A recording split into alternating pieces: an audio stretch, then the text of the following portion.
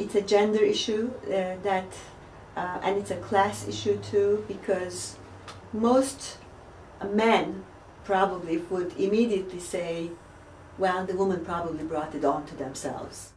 These things mostly happen in like small rural communities, is that there's no like interaction with the rest of the world, and there's a way, you know, there's a certain way that things work, and people don't want that changed. Which, you know, I mean, it's part of development. When you talk about development, you don't want to go there and change the way people behave.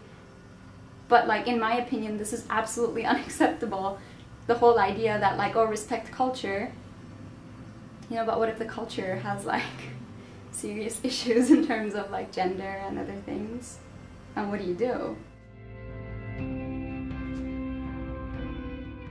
Honor in Turkish culture is really, really strong.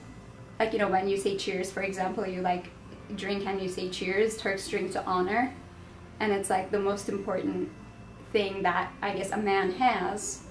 It's this namus thing, this sort of indescribable, unpenetrable sort of thing called namus, şeref.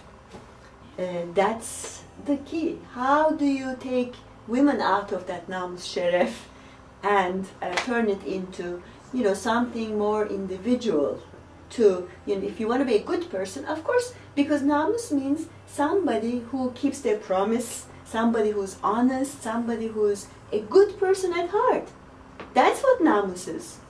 So why should a namus, you know, I'm sorry to say, lie between a woman's legs? Even if you are more westernized or educated and an independent woman, you still feel the pressure, like the male dominant pressure in the culture.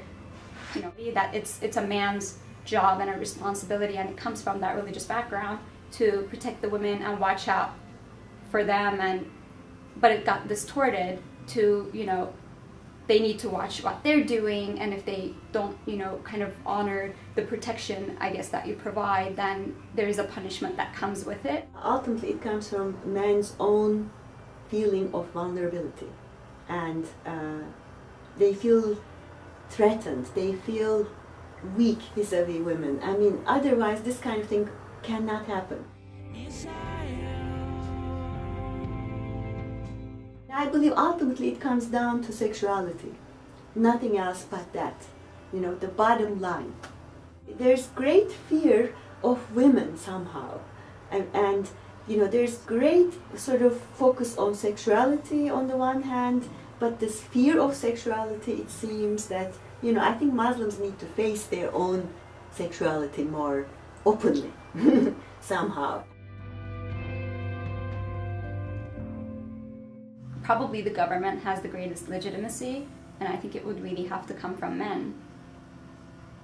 Because, again, like if you're a modern woman going into a rural area or like a less developed part of a big city where these things happen,